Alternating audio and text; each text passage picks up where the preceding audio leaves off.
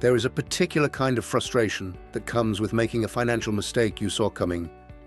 You knew you were overspending. You knew the investment was risky. You knew you should have started saving earlier. And you did it anyway. This isn't a character flaw.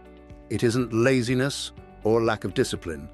It's something far more interesting than that. And once you understand it, the way you think about your own financial decisions will never be the same. Today, we're going to talk about why intelligent, educated, high-earning people consistently make terrible decisions with their money, not because they don't know better, but because the human brain was never built to handle money rationally in the first place. Let's get into it. In the 1970s, two psychologists named Daniel Kahneman and Amos Tversky ran a series of experiments that would eventually upend the entire field of economics. At the time, the prevailing assumption was that humans make financial decisions rationally, that given the right information, people would calculate their best interest and act accordingly. What Kahneman and Tversky found was the opposite. They discovered that human decision-making is riddled with predictable, systematic errors that appear across cultures, income levels, and education backgrounds, errors that don't disappear even when people are aware of them. They called these errors cognitive biases, and the financial world has never fully recovered from the discovery. Here are the ones that are costing you the most money right now. The first is called anchoring. When we encounter a number, any number, our brain uses it as a reference point for every judgment that follows, even when that number is completely irrelevant. Here's a simple example. Imagine you're looking at a jacket that was originally priced at $500, now on sale for $250. Most people feel like they're getting a deal. But the reality is, you're spending $250 on a jacket you may not have bought at all if it had simply been priced at $250 from the start. The original price, the anchor, changed your perception of value, even though it had no bearing on whether $250 was a fair price for that jacket. This same bias plays out in far more expensive situations. When negotiating a salary, whoever states the first number anchors the entire conversation. When buying a house, the listing price anchors your sense of what's reasonable to offer. When investing, your purchase price anchors your perception of whether a stock is cheap or expensive, leading people to hold losing investments far longer than they should because they're anchored to what they originally paid. Anchoring is invisible, automatic, and expensive. The antidote is simple but uncomfortable. Always ask what something is worth, independent of what it originally cost or what someone tells you it's worth. The second bias is called the availability heuristic. Our brains assess risk based on how easily examples come to mind, not based on actual probability.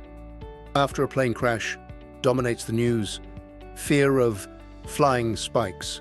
After a friend makes money on a particular stock, suddenly that stock feels like a safe bet.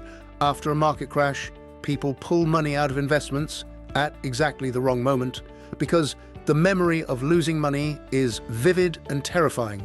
The problem is that media, social circles, and recent experience are terrible proxies for statistical reality. The stock market has historically recovered from every single crash in its history. Flying remains one of the safest forms of travel by any statistical measure. And that one friend who made money on a hot stock conveniently never mentions the 3 other times they lost it. We make financial decisions based on what we can easily remember, not what's actually likely. And what we can easily remember is almost always skewed by emotion, recency, and the stories other people choose to tell us. The third bias is loss aversion, and this one is the most powerful of all. Research consistently shows that the pain of losing a sum of money is roughly twice as intense as the pleasure of gaining the same amount. Losing $1,000 feels about twice as bad as gaining $1,000 feels good. This sounds like a quirk, but the implications are enormous. It means people hold on to losing investments far too long because selling locks in the loss and makes it real.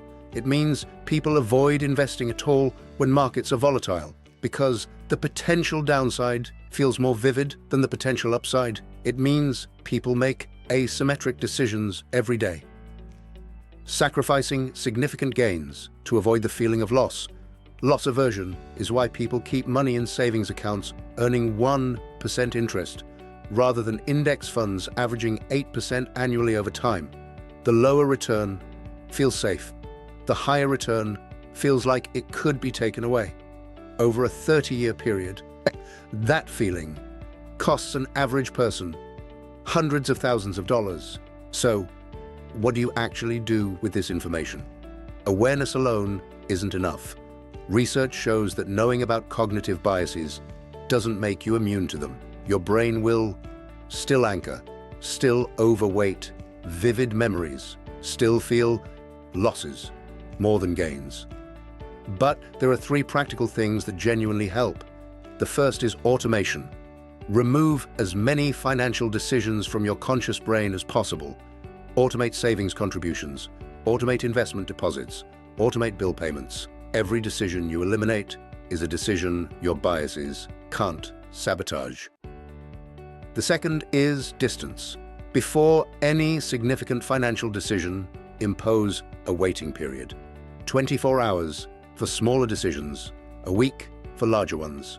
Most of the emotional intensity that drives bad decisions fades significantly with time and distance. The third is a pre-written rule set.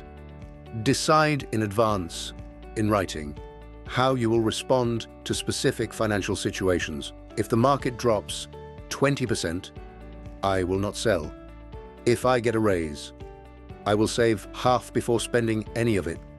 If a friend recommends an investment, I will wait 30 days before acting. Rules made in calm moments protect you from decisions made in emotional ones. The most expensive financial mistakes are rarely made by people who didn't know enough. They're made by people who knew exactly what they should do and felt something that made them do the opposite.